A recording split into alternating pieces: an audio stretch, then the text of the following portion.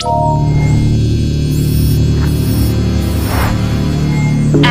granted.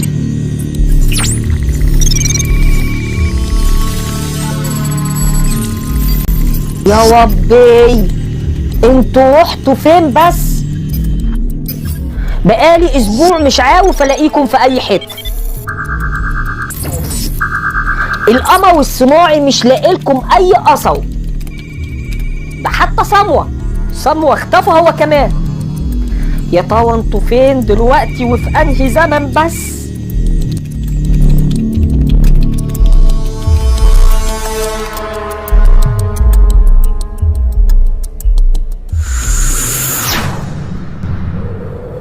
هو فين سمرة؟ سمرة يا سمرة، هو ما اتنقلش معانا ولا ايه يا صوفيا؟ لقد انتقل معنا ولكنه ليس هنا. هو على طول كده عامل لنا مشاكل وتعبنا معاه. هنتصرف ازاي احنا دلوقتي بقى، وهندور عليه فين في الصحراء دي كلها؟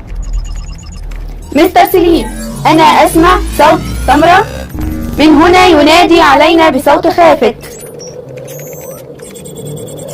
وحساسات الصوت اللي عندك حددت مكان سمرة فين؟ صوته يأتي من هذا المعبد هناك. طب يلا بينا بسرعة نلحق سمرة ونشوف ماله. سمرة يا سمرة، انت فين يا ابني؟ انت رحت فين؟ أنا هنا ورا التمثال، بس وطي صوتك بدل ما يسمعونا. ياه، ايه ده؟ احنا في معبد برو عبد. أنت تقصد بيت التطهير؟ ايه برو عبد ده ولا بيت التطهير؟ أنا مش فاهم. إنه المكان الذي يتم فيه تحنيط قدماء المصريين. برافو عليك يا صوفيا. احنا لازم نكتشف السر العظيم اللي محدش قدر يوصله. خلينا نتفرج ونعرف سر التحنيط. اللحظة دي مش ممكن تعدي مننا. استخبوا بسرعة، الكهنة جايين. دي المرة الأولى ليك في التحنيط يا توت، صح؟ ايوه. عاوزك تفتح عينيك كويس علشان تتعلم بسرعة. الشغلانة دي يا ابني عاوزة المصحصح. انا تلميذك يا كاهن، ومن ايدك دي لايدك دي.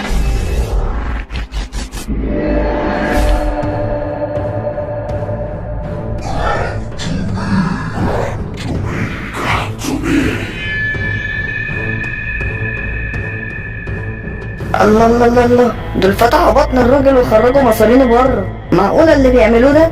ما هم هيحنطوا الأحشاء كل جزء لوحده في ملح النطرون، وبعدين بيعالجوها بالزيوت المعطرة ويلفوها زي ما انت شايف كده، وكل جزء هيتحط في تابوت صغير. وزي ما انت شفت احنا خرجنا الأحشاء كلها وسيبنا الكلية علشان قوية وهتستحمل. ونخرج القلب برضه يا كاهن. لا يا توت، هنسيبه مكانه لأنه مركز الفهم والإدراك في الجسد، وهو اللي هيساعد صاحبه في الحياة الأخرى. ودلوقتي اغسل البطن والصدر من جوه كويس بالمية، وبعدها عقمهم بنبيذ النخيل. اوامرك يا كاهن يا كبير. أنا مش قادر أستحمل اللي أنا شايفه ده. بس يا سمرة اسكت، ده احنا بنعيش لحظة تاريخية نادرة مش ممكن تتكرر. محدش شافها ولا هيشوفها تاني. وبعدين بقى في الملل ده، الحكاية طولت قوي. نحن هنا منذ فترة وهم لم ينتهوا بعد. خلاص يا جماعة خلاص، دلوقتي آخر مرحلة في التحنيط. كل اللي شفناه ده العلم عارفه، لكن السر لسه مش عارفينه. السر العظيم، سر التحنيط، وهو ده اللي احنا لازم نعرفه. هو الكاهن ده بيعمل ايه؟ وايه الحديدة والإزازة اللي في ايده دي؟ دي آخر مرحلة في طقوس التحنيط، واسمها فتح الفم، والمقصود منها المحافظة على الجثة كاملة وسليمة، علشان الروح لما تعود تلاقي الجسد كامل في انتظارها. وزي ما انت شايف الكاهن بيلمس بق الموميا بالقضيب اللي في ايده وبيصلي. ايه ده؟ شايفين؟ بصوا الكاهن بيصب حاجة في بق الموميا من الإزازة. أكيد هو ده سر التحنيط. لازم ناخد الإزازة دي بأي شكل وبأي تمن. السر ده هيخلي مصر تتقدم على العالم ملايين السنين مرة تانية. الكهنة خلصوا وخرجوا، واحنا بقى معانا الإزازة اللي فيها السر. إزازة صغيرة لكن فيها أعظم سر في التاريخ، السر اللي محدش قدر يوصله قبل كده. حافظ على الازازه اللي اديتها لك يا سمره. حاضر ما تقلقش. هاي، طب يلا بينا بقى نخرج من هنا قبل ما يرجعوا. ما هذا؟ إن الأبواب كلها مغلقة، كيف سنخرج من هنا؟ هو احنا كده اتحبسنا ومش هنعرف نخرج من هنا يعني؟ تعالى هنا يا سمره وحاول تزق الباب ده معايا، حاول يلا. لا تستنفذوا طاقتكم، فأنا أسمع صوت خطوات تقترب من هنا. اكيد دي عفاريت الناس اللي حنطوها هنا قبل كده، شكلهم كده اشباح. استنوا بس، استنوا الباب بيفتح اهو، انا سامع صوته اهو. مين اللي بيفتح الباب؟ مين؟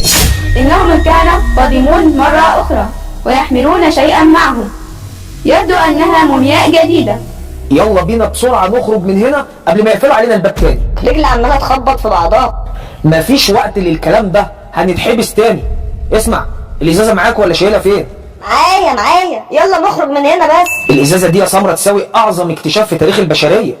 يلا يا ولاد، يلا نخرج من هنا بسرعه قبل ما حد يشوفنا.